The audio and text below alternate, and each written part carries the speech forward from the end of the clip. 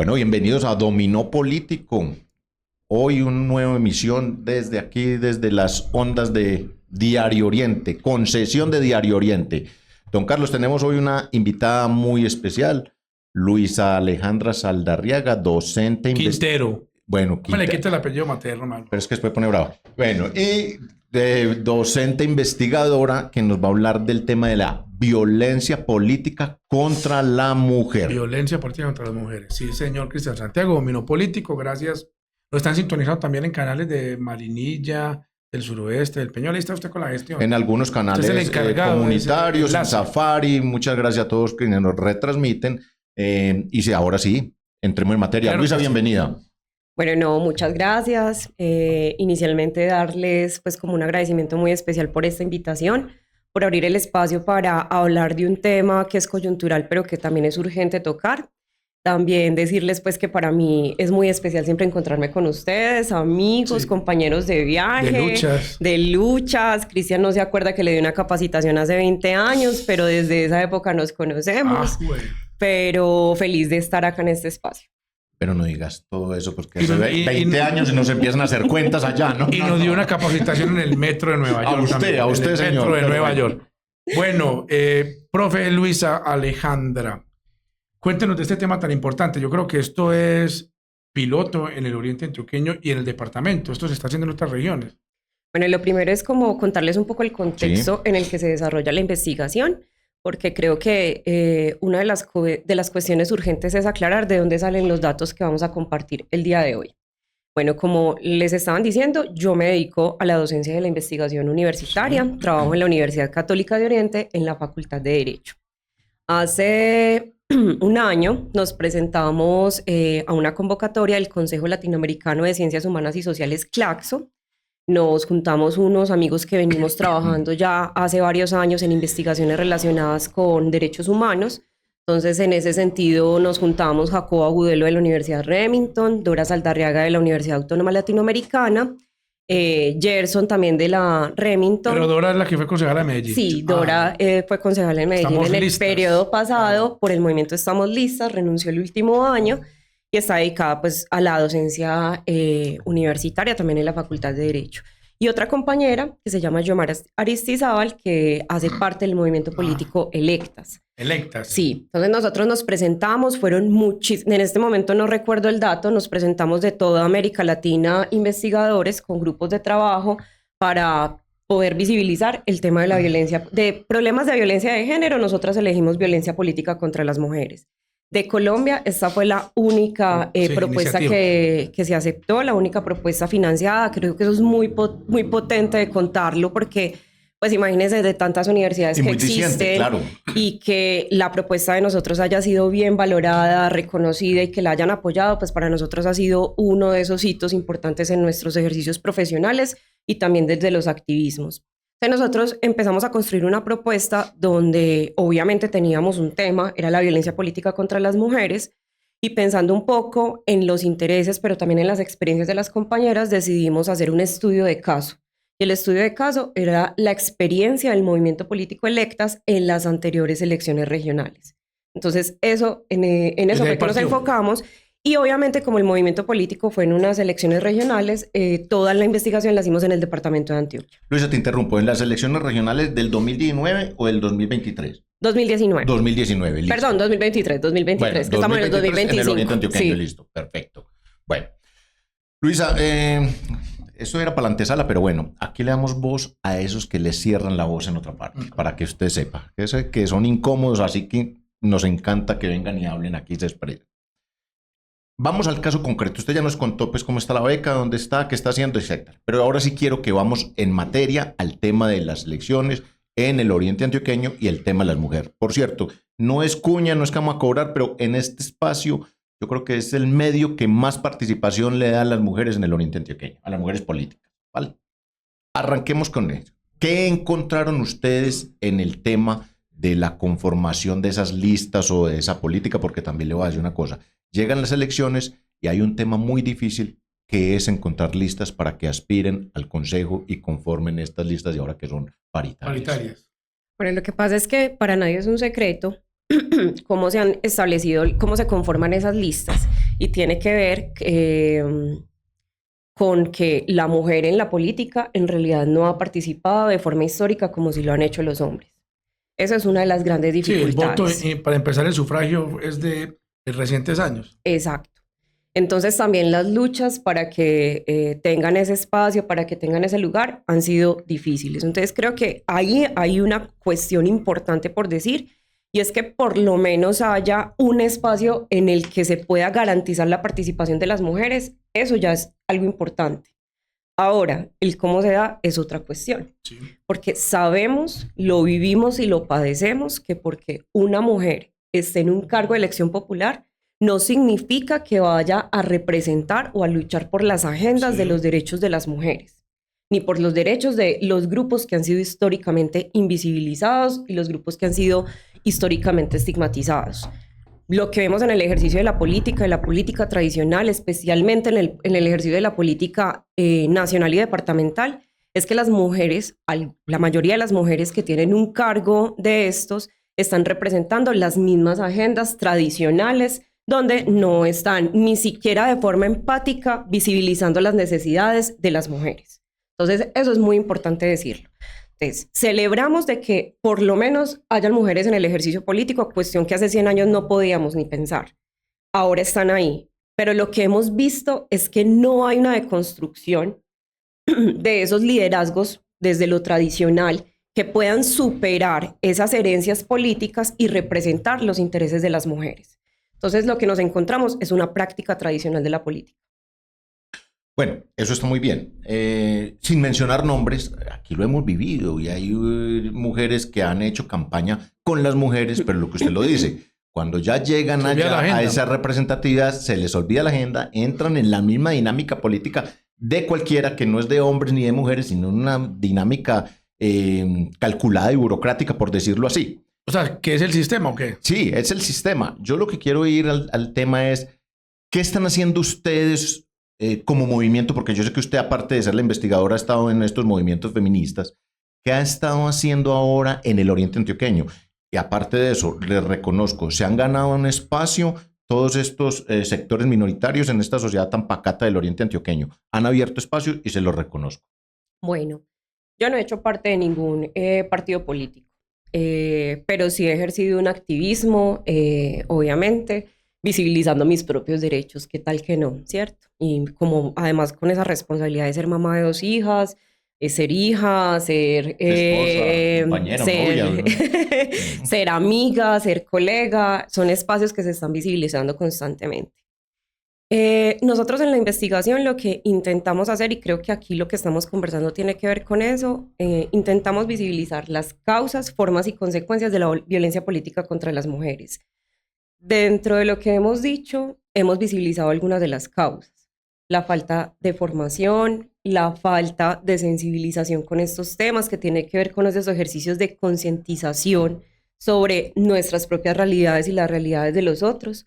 Pero también tiene que ver con el contexto en el que nos encontramos. Estamos hablando del ejercicio de la política en Colombia, específicamente en Antioquia, uno de los departamentos más conservadores y tradicionales. Esas categorías lo que están diciendo es que los mismos que han estado representados en el poder siguen teniendo esa misma representación. Dentro de las otras causas que nos hemos encontrado tiene que ver con el acceso a derechos, y ahí nos encontramos el acceso a los derechos de la educación. Si yo estoy aquí sentada hablando de esto, es porque también reconozco el privilegio de haber estudiado la educación básica. Ya ahí estoy superando a la mayoría de los colombianos que no llegan al grado 11. Luego accedí a la educación superior y accedí a la educación superior posgradual.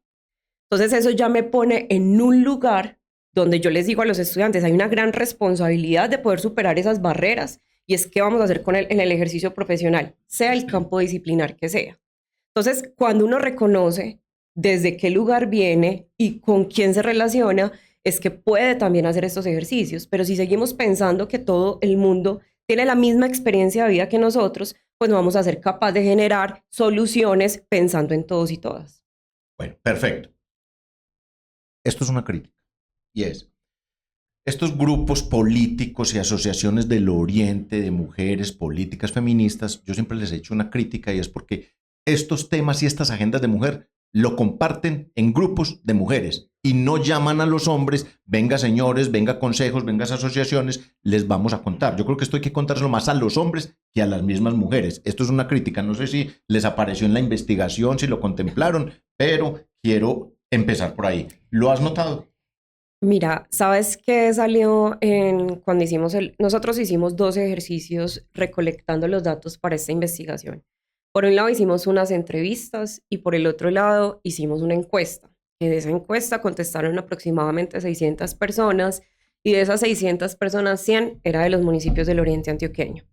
Cuando uno mira los datos de las respuestas de las personas que viven en los municipios del Oriente Antioqueño, nos damos cuenta que hay una incoherencia con 2 cuestiones. Por un lado, cuando se les pregunta si han votado por mujeres, la mayoría contestan que sí.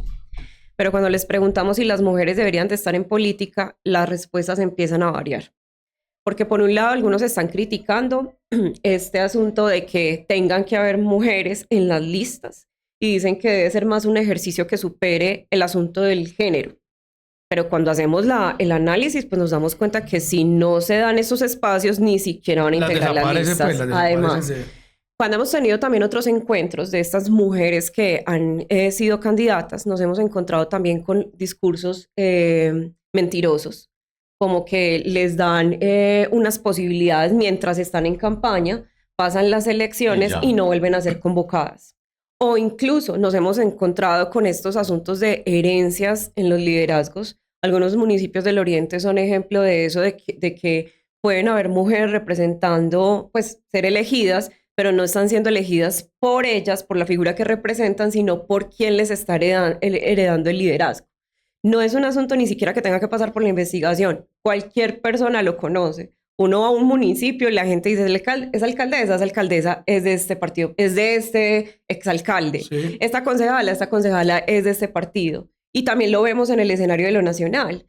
Hay personas en la representación de estos cargos que están ahí por el partido político en el que están, que es un partido político que es tradicional. Pero volvemos ahí y entro en salvedad. No es un caso de género, porque lo mismo sucede con los hombres.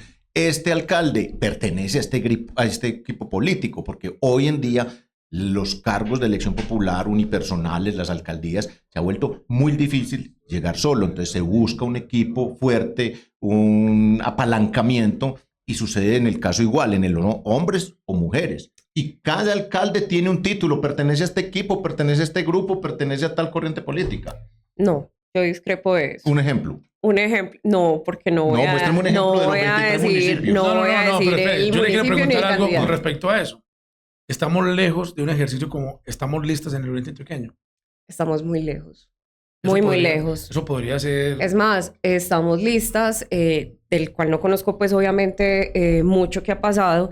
Pues lo que vemos es que llegan en las elecciones del 2019 con una candidata al consejo. Dora Saldarriaga. Sufre violencia política desde que estaban en campaña. Luego en el ejercicio de la curul tiene violencia política desde el primer día, de hecho, documentada. Renuncia, ¿no? Ella renuncia en el 3er año por cuestiones ligadas a la salud y por cuestiones que pasan en el movimiento. Pero hay una persona obviamente que llega y ocupa la curul. Pero mira que después de eso no hubo representación. No hubo representación.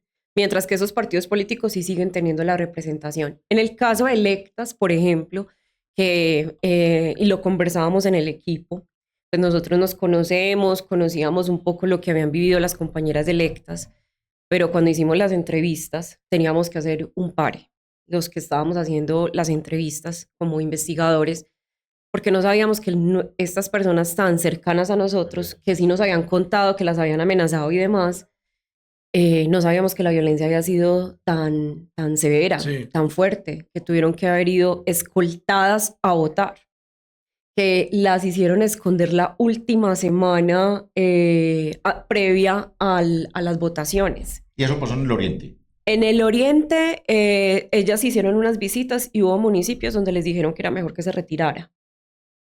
Y lo podemos ver, yo les estaba mostrando antes de que iniciáramos acá el espacio de los comentarios que teníamos cuando visibilizábamos los resultados de una investigación que, vuelvo, insisto, no es nuestra opinión, es los datos que surgieron de una investigación y nos empiezan a hacer comentarios violentos por estar publicando una investigación.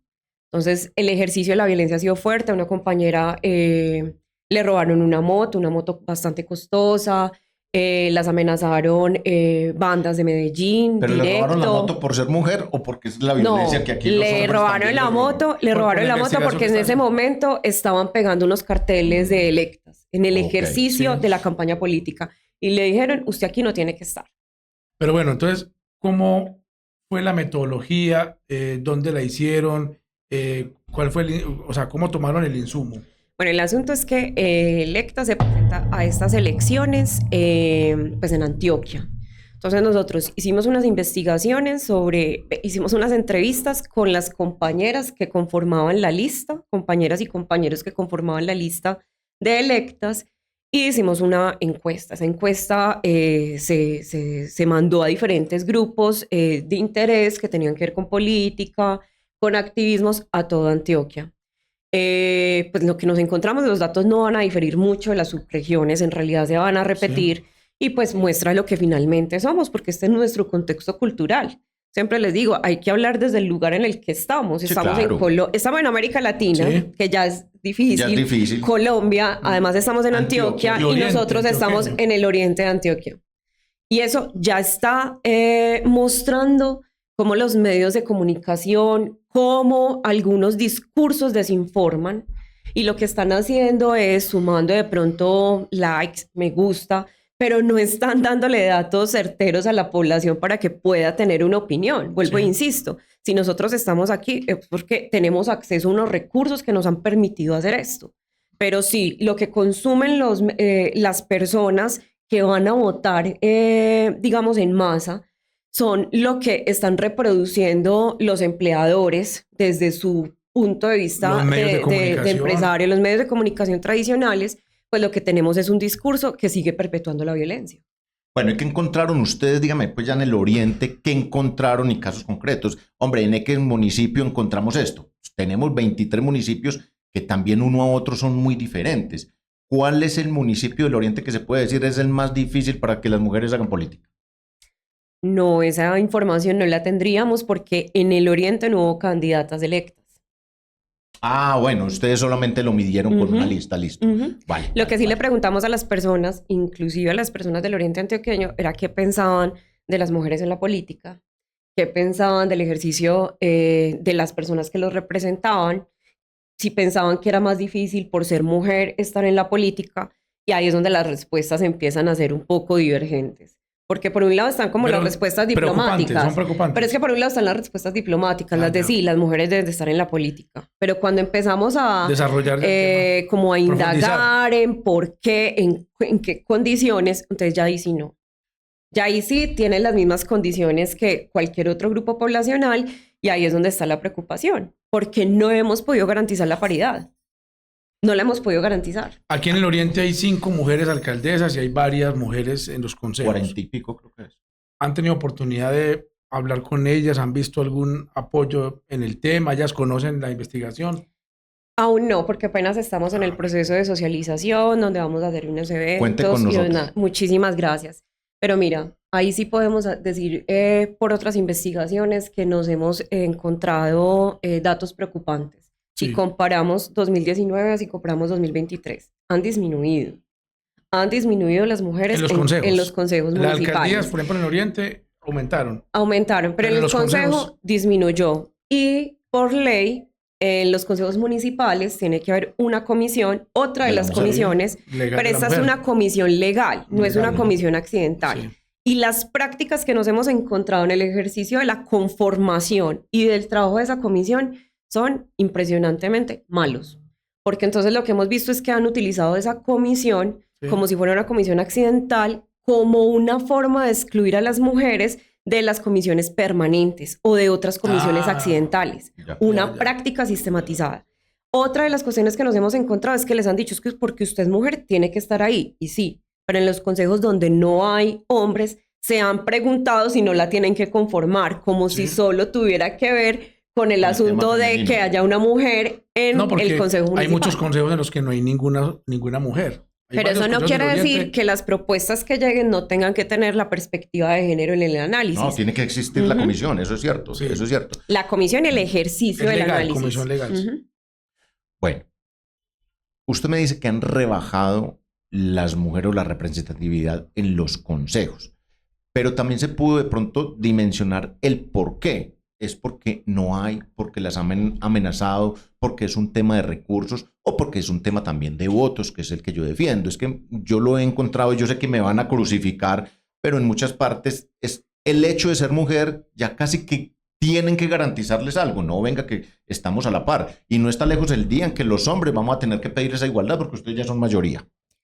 Somos mayoría en cuanto a censo, Sí, pero discrepo de lo que acabas de decir. ¿no? Y en la casa nos dan madera. No, discrepo de lo que estás diciendo porque lo que nos hemos encontrado es que no solo las mujeres, son unos grupos poblacionales. Una investigadora de Estados Unidos que se llama, de apellido Hooks, es Bell Hooks, creo, ella habla de la interseccionalidad y ella dice es que hay unos asuntos de privilegio que nosotros no vamos a alcanzar y que se empiezan a mezclar. Entonces ella empieza a decir, venga, es que usted no solamente está siendo estigmatizado porque es pobre, sino porque es de América Latina. Usted no nació hablando inglés. Usted además puede que sea indígena, que sea víctima del conflicto armado en Colombia, que es mujer, que tiene una discapacidad, que pertenece a las disidencias sexuales. Es decir, si empezamos a mezclar, todas las personas que estamos aquí, todas las personas que me están oyendo, no solamente están en un asunto de condición de vulnerabilidad por, digamos, por el acceso a la educación o por el acceso a recursos, sino que se empiezan a mezclar unas categorías. En el asunto de las mujeres y más de las mujeres en la política, nos vamos a encontrar donde se van a cruzar muchísimas cuestiones, entre ellas el haber nacido mujer, Sí. defender intereses Sí, de sí. las mujeres, pero adicionalmente estar en América, estar en Colombia, es estar en muy Antioquia. difícil ser mujer en una región como esta, en un país como este, en una sección del mundo como este. Eso es cierto. Ahí hay una desventaja, tanto así que el sufragio, las mujeres pueden votar desde la década de los 50, o sea, es reciente. Antes no podían ni ir a la universidad. Así ha habido una desventaja histórica. Eso sí es cierto. Y que no es que nacimos vulnerables, sino que el contexto en el que contexto estamos social. nos pone en una Claro, condición de claro, vulnerabilidad. claro. Pero claro, no, por ejemplo, en el asunto de la Que es interseccionalidad, difícil no ser solo a mujer. nosotras, a O todos. sea, la cuestión es que es difícil ser mujer ya en estos territorios. Y lo que pasa es que hemos naturalizado el ejercicio de la violencia. Que una mujer que tenga que salir y ser acosada por un grupo de hombres por donde pasa, con piropos que no está pidiendo que se los den, ya es un tema de una agresión que ya ustedes tienen que sortear y que también les cambia el semblante y el día, ¿no? Sí, lo que pasa es que la experiencia, y eso creo que sería otra cosa para conversar luego, Sí. es la experiencia de ser mujer en el contexto en el que nos encontramos, ¿cierto? Porque solamente cuando empezamos a conversar desde lo íntimo con Sí. las personas con las que nos relacionamos, que nos damos cuenta que pensamos en cosas diferentes teniendo en cuenta al sexo al que pertenecemos. Es el caso tradicional del hurto. La gente dice, es que yo voy caminando por la calle y si es un hombre y alguien está caminando muy cerca de lo que piensas me van a robar. Claro, Las mujeres piensan me van a violar. sí, claro. Y eso ya va a cambiar. Coger un taxi todo. para ustedes en la noche solas es un hecho ya de mucho Un riesgo, temor, claro. un riesgo. Un riesgo. Otro tema es que encuentran ustedes en la investigación de pronto comentarios de personas, porque también se ha dicho en algunos escenarios que la mujer administrando el sector público o el privado es más pulcra, es más correcta en la ejecución de los recursos, más honesta. Bueno, pues lo que hemos visto es que eso también responde a los estereotipos. Sí. ¿A qué se espera de una mujer en el ejercicio de la política o en el ejercicio de la gestión pública? Hay unos estereotipos esperables, como hay unos estereotipos esperables de los hombres, que también son urgentes de superar, porque no tienen que ver obviamente con esa condición, tiene que ver con la formación, con la experiencia, incluso con rasgos de la personalidad. ¿Sí? Entonces sí nos hemos encontrado con que hay muchos estereotipos por superar. Bueno, Luisa, usted tiene unas cifras que todavía no hemos tenido acceso a ellas. Esto aquí hay que correrle un poquito y es, ¿qué podemos hacer con lo que ustedes encontraron? ¿Qué podemos hacer para empezar a cambiar ese chip? ¿Cuál es el papel de ustedes como mujeres políticas o activistas? ¿Cuál es el papel de nosotros también como medios para ayudar a masificar ese mensaje y que llegue realmente a esos públicos objetivos? ¿Qué podemos hacer y que ustedes digan, vea, tenemos que empezar a organizar la casa así?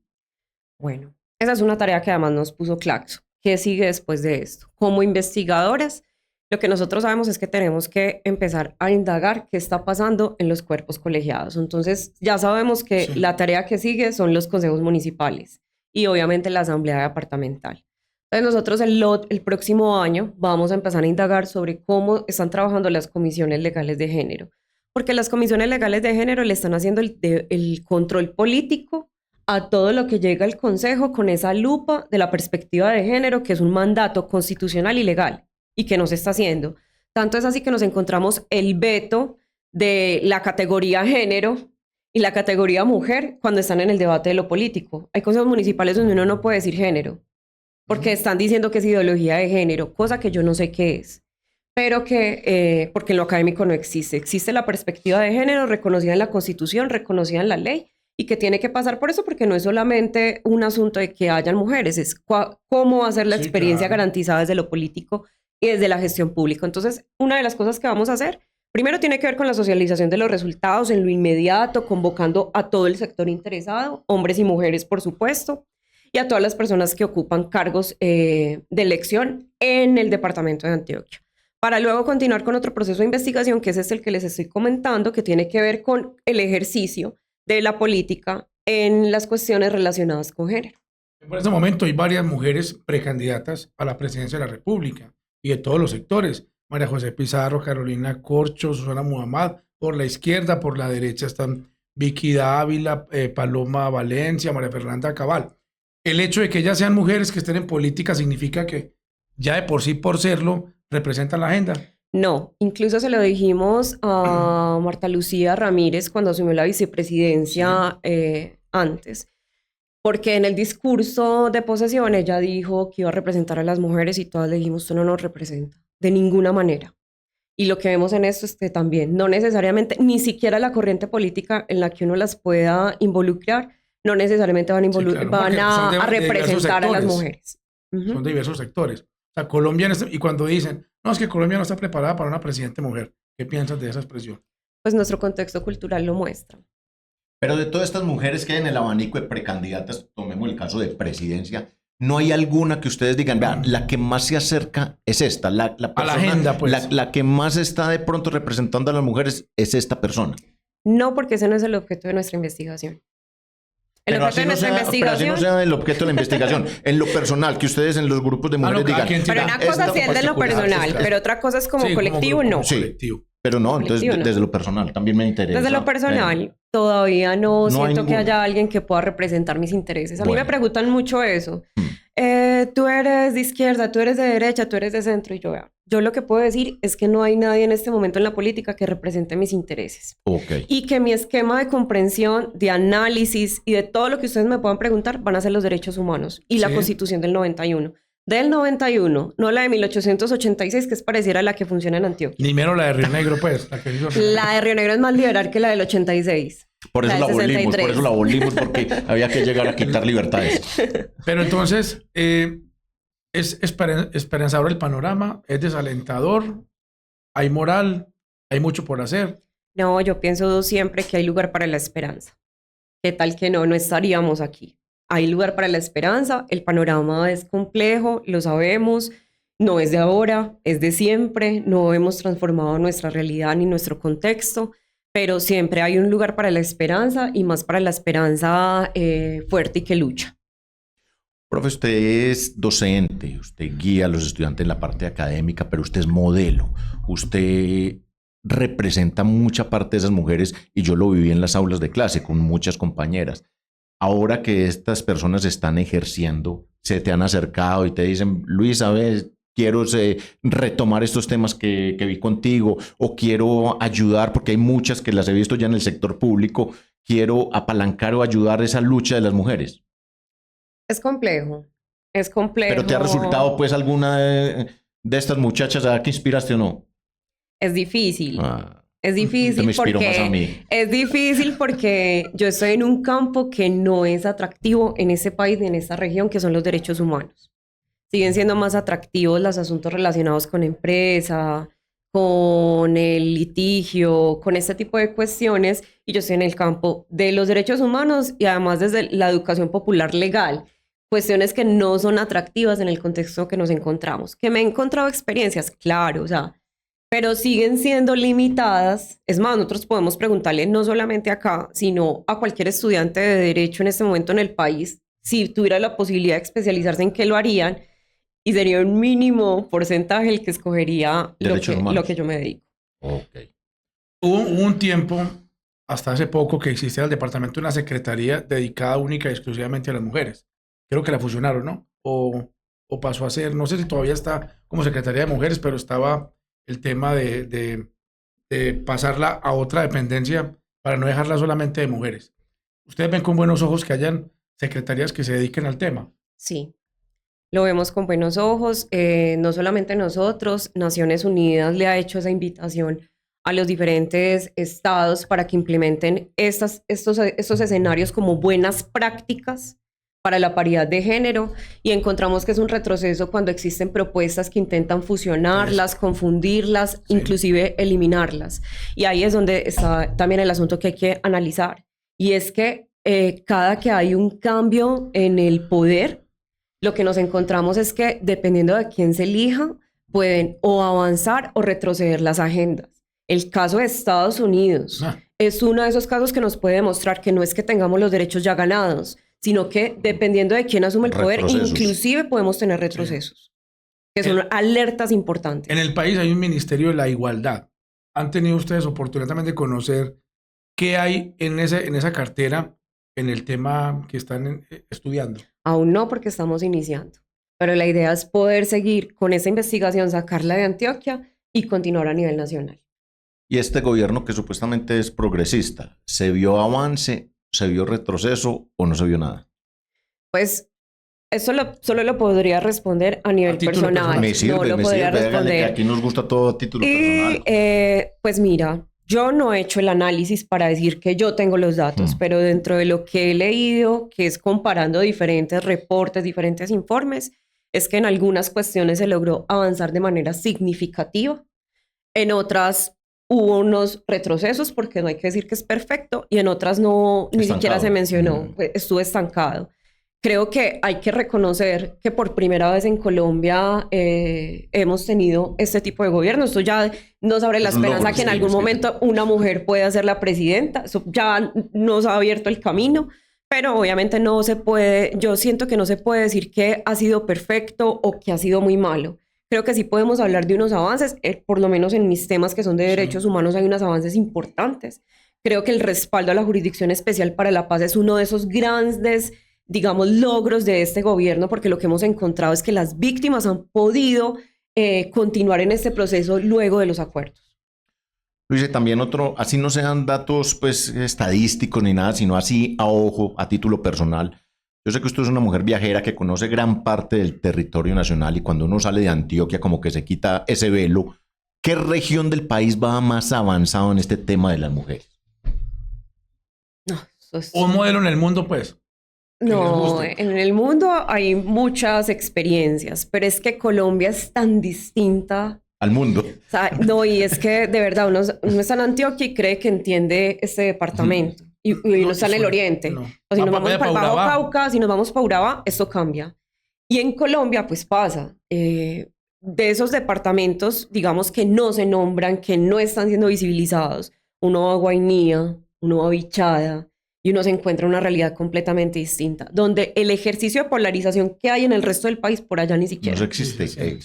No les interesa. ¿Y cuál es el panorama ideal? O sea, ¿cuál es el panorama que ustedes creen que es el al que, yo no sé si sería utópico? ¿Cuál es el escenario ideal? Pues yo iba a decir eso, que sería utópico pensar en el cumplimiento de la Constitución. Para mí el cumplimiento de la Constitución. Exacto, las condiciones mínimas son... Es más, el preámbulo de la Constitución. Sí. El reconocimiento de que somos diferentes y que se deben garantizar los derechos a todos y todas.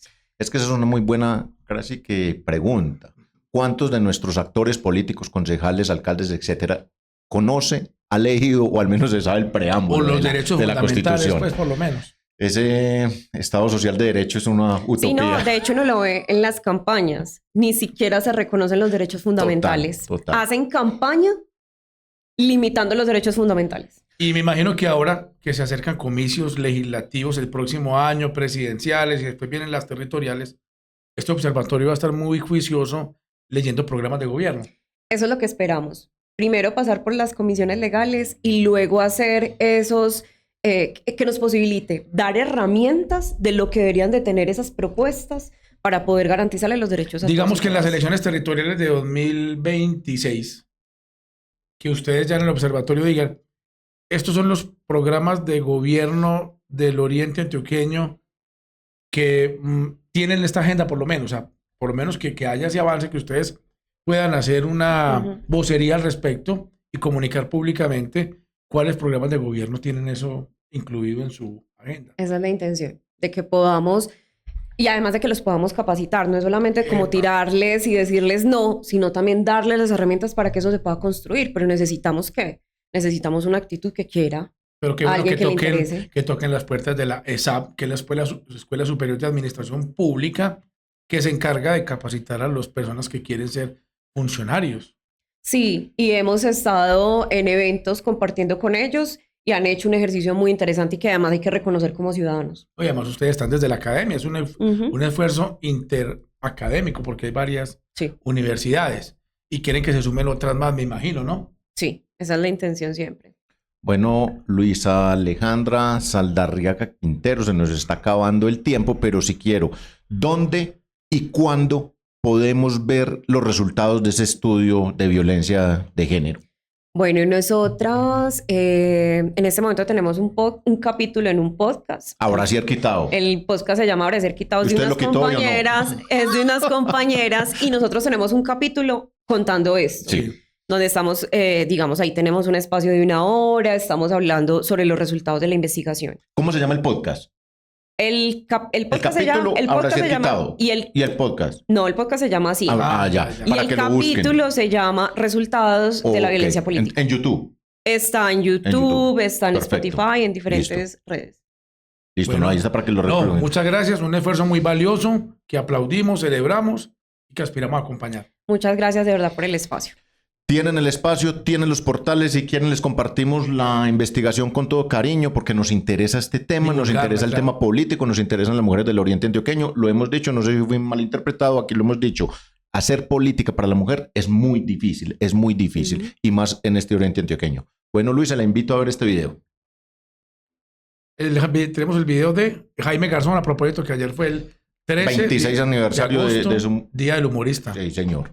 Hoy, hace 26 años, exactamente el 13 de agosto de 1999, Colombia perdió a Jaime Garzón, una voz única que desafiaba el poder con humor afilado, valiente y profundamente humano. Garzón no recurría a discursos solemnes ni a arengas encendidas. Su arma era la ironía, esa capacidad de decir verdades incómodas envueltas en una sonrisa. Decía, por ejemplo, que en este país lo único que funciona son los corruptos, y hasta ellos a medias. Con frases como esa lograba lo que pocos, desarmar a sus adversarios y, al mismo tiempo, hacer reflexionar a millones de colombianos. A través de personajes entrañables como Heriberto de la Calle, Néstor Elí o Dioselina Tibaná, dio voz a las regiones olvidadas y a los ciudadanos comunes, denunciando la injusticia, la hipocresía y la corrupción con ingenio, humor y una valentía que hoy sigue sorprendiendo. Su comedia nunca fue superficial. Detrás de cada chiste había un mensaje claro, una invitación a mirar de frente los problemas del país y no aceptar la indiferencia como forma de vida. Más allá de su talento en televisión y radio, Garzón fue un mediador de paz, un hombre que creyó en el diálogo incluso en medio de la violencia más cruda.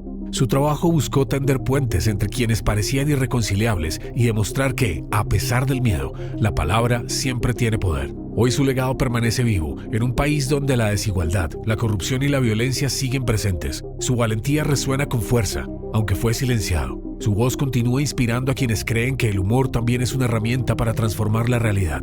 Jaime Garzón nos dejó una lección que no caduca. Reír, pensar y resistir son actos que, juntos, pueden cambiar la historia. Rolling Stone en español. 1000 acentos, una sola voz. Jaime Garzón. Se dirigía a Radionet, su emisora, cuando las balas cegaron su vida. Un gran humorista, humor político, muy crítico, y qué bueno que le hubieran puesto cuidado a todo lo que decía don Jaime. Rolling Stone es la revista Sí, señor. que hizo este homenaje. Pues bueno, hubo varios, porque ayer fue en la fecha donde se conmemoró, pues se recordó su muerte en el aniversario 26, como usted lo dice, asesinado cuyo autor intelectual, que era un hombre muy cercano a la Casa Castaño, del paramilitarismo, que dictaba una conferencia a los líderes paramilitares que llamaba que era lícito matar comunistas, y que después fue subdirector del DAS, asesor del Ministerio de Defensa en tiempos de Álvaro Uribe y Marta Lucía Ramírez, fue el instigador, después como lo confesaría en algunas oportunidades algunos líderes paramilitares frente a este magnicidio de Jaime Garzón, que en ese 13 de agosto, recuerdo, paralizó al país, la gente se conmocionó, y que después el propio Carlos Castaño reconoció que había sido un error y que lo distanció de Narváez,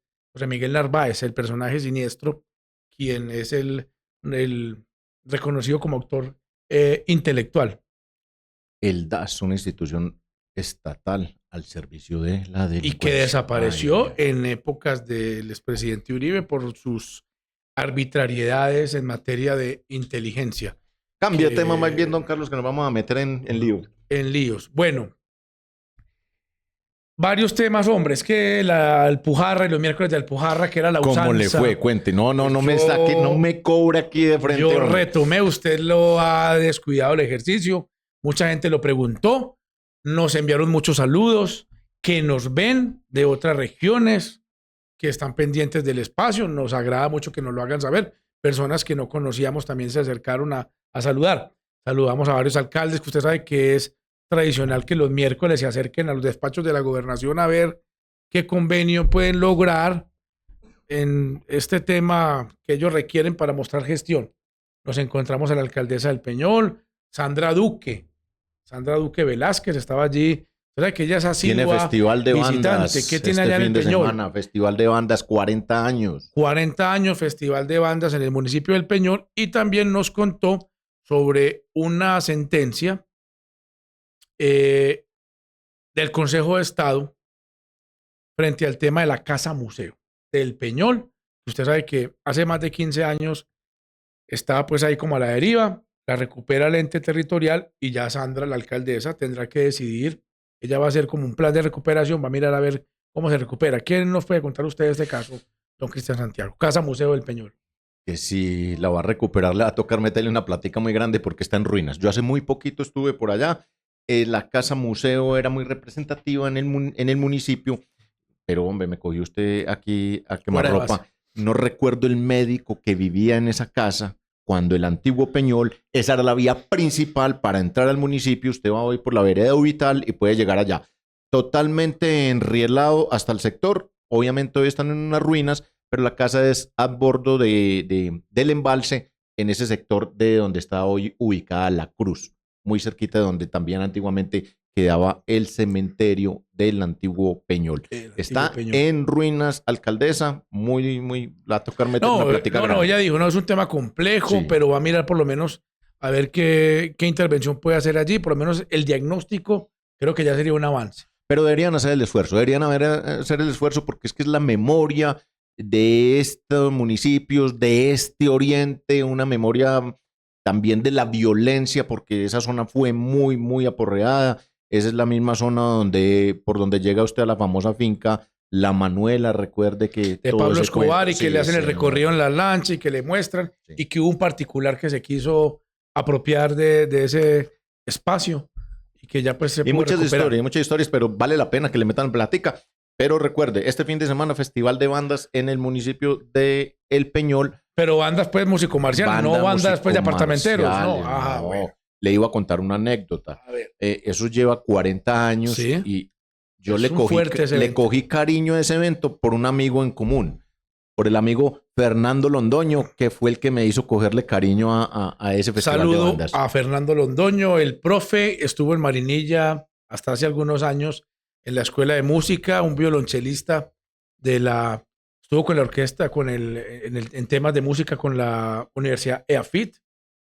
Hoy en Montebello residiendo. Un saludo a Fernando Londoño, quien conocimos en el Retiro como director de la Casa de la Cultura, director también de la banda, y que usted le cogió cariño ahí a ese tema por el amigo Fernando Londoño. Sí, él fue el que me explicó muchas cosas que uno desconocía y eso. Violonchelista, un instrumento pues bastante particular y que es escaso pues que haya personas que lo toquen, ¿no? Y el profe ha reportado sintonía, a veces nos ve. Profe, prepare pues ese penthouse allá. La 406 con vista al mar al Montebello, ahora lo iremos a visitar, nos vamos a ir por el Retiro, por la zona sur que tanto nos gusta, pasamos Nazaret, vamos allá al Barcino, que está en los límites con Montebello, y ahí entramos a este municipio del suroeste, pero con gran afinidad en el oriente antioqueño y cercano a ese corregimiento de San José de la Ceja, desde donde se divisa. Hasta exorcismo me tocó una vez en Montebello. Me tocó exorcismo en Montebello. Saludo a la amiga Gloria Villegas del coro de Montebello. No sé si todavía una voz muy hermosa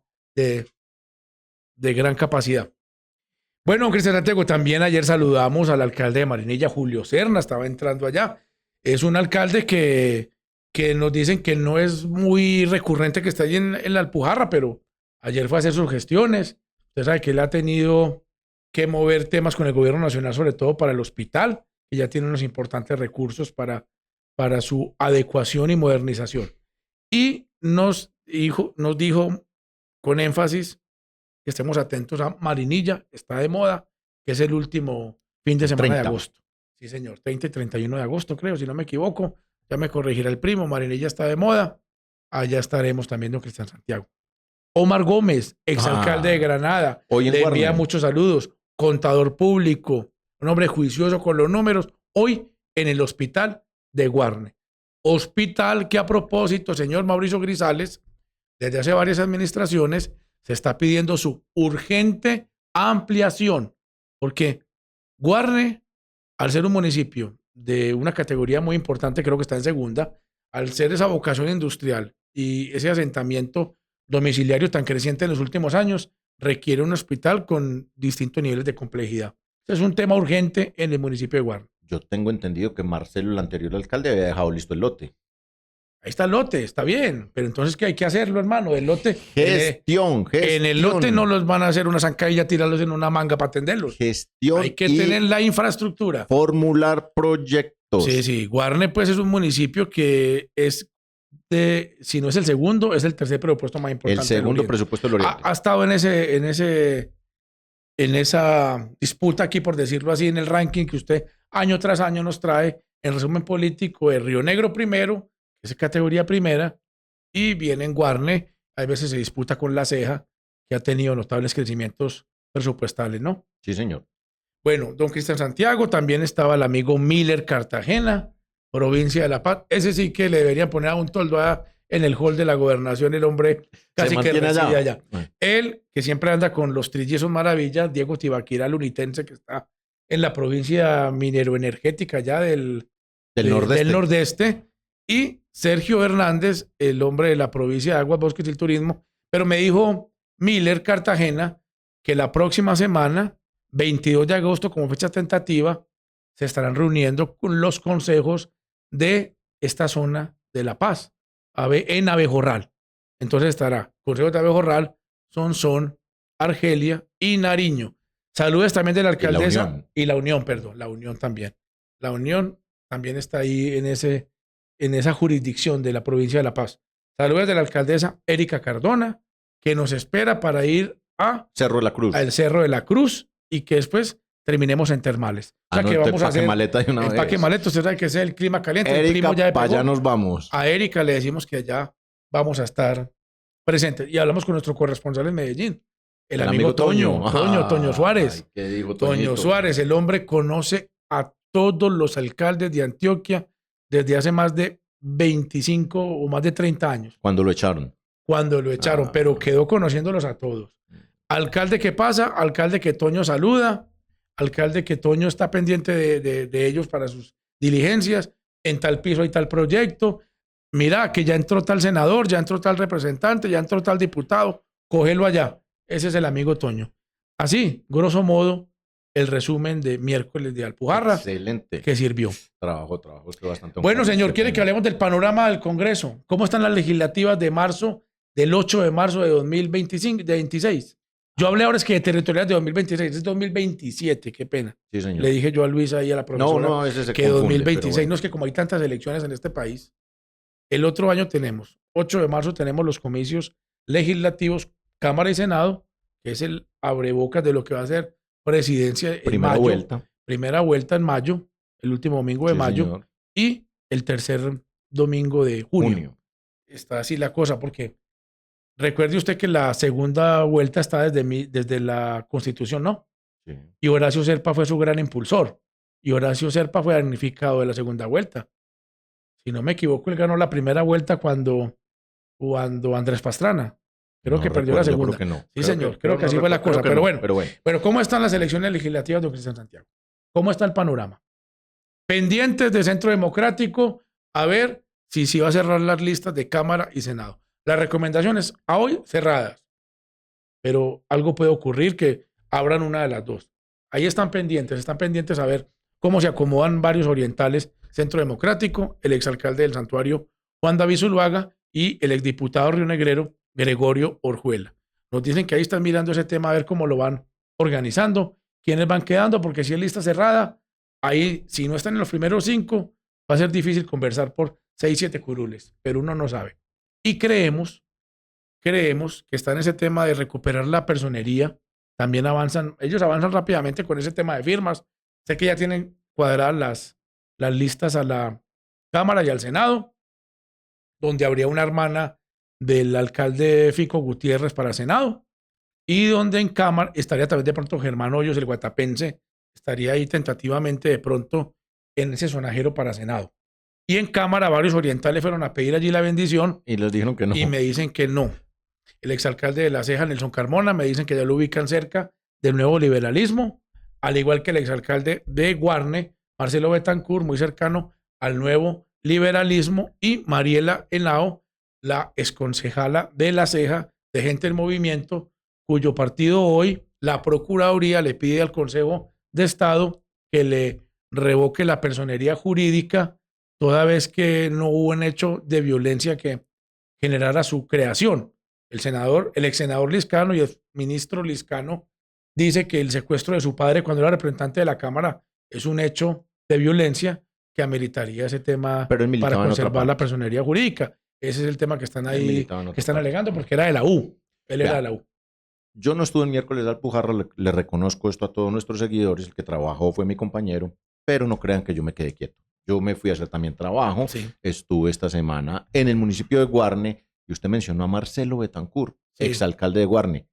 Le cuento, ya abrió sede, ya tiene sede política, está atendiendo gente y creo que tiene ya más de un mes atendiendo estuvo en allá Guarne gente. el lunes. Yo estuve en Guarne. ¿Sabe quién es uno de Toda los... la mañana hice trabajo político en Guarne. ¿Sabe quién es uno de los voceros, unas personas que están dentro del comité o el directorio del Nuevo Liberalismo en Antioquia? El amigo Concejal del Retiro, por estatuto de oposición. Elkin Villada. Elkin Villada Henao, exalcalde del Retiro, hoy concejal de oposición, estatuto de oposición al Retiro, está dentro del directorista del Nuevo Liberalismo en Antioquia. Bueno, ahí está entonces ya. Ahí le cuento. Bueno, y pendiente, la U, Cambio Radical y Salvación Nacional, a ver si se unen, están explorando esa alianza, a ver si se unen. Hay un oriental ahí que está en ciernes a la Cámara, que es el santuariano Octavio Duque, siempre le da Juan Felipe Lemos, el andino, que es senador, que iría otra vez, hasta el momento iría al Senado, está analizando si va con alguna fórmula, si va o si no va con fórmula, o hasta algunos dijeron por ahí que se podía quedar esperando Para gobernación. ser precandidato a gobernación, aún no se sabe. También, eso todavía no se ha explorado, pues si se va a unir. Ya los que se van a unir para Cámara, como ya es el escenario nacional, Dignidad y Compromiso, Nuevo Sí. Liberalismo y el partido Mira.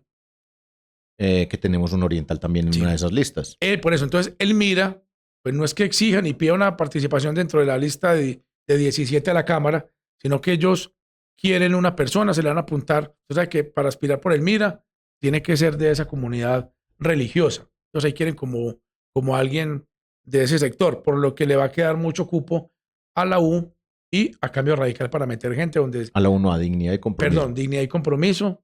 ¿Qué le dije yo? Nuevo Liberalismo. Nuevo Liberalismo, Dignidad y Compromiso. Dignidad y Mira, Compromiso, Nuevo Liberalismo, le va a quedar mucho espacio para meter gente en esas listas. Y el Partido Verde tiene al actual representante, Elkin Ospina, que está pensando si va o no va, está analizando. Usted sabe que él es muy sagaz que está echando ahí lapicero, y a Gustavo García, el amigo de Marinilla, que sigue firme en su aspiración a la Cámara de Representantes. Yo no sé si aquí lo habíamos dicho en este espacio, pero lo digo hoy en agosto y me reitero. Elkin tiene una posibilidad de sacar a Mariela Henao en alguna otra lista, pero estoy casi seguro que Elkin vuelve a aspirar a Cámara. Él es el dueño de esa curul, la máxima votación. El Verde tiene hoy dos. Hoy dos, y él fue la máxima votación del Partido Verde. Don Cristian Santiago, después del martes le vamos a seguir hablando más de temas políticos. Alejandro Arcila del Carmen. Alejandro Arcila del Carmen podría ser candidato a la Cámara en Dignidad y Compromiso, apoyado por el diputado Luis Peláez. Y Jorge Gómez. Están mirando esa opción.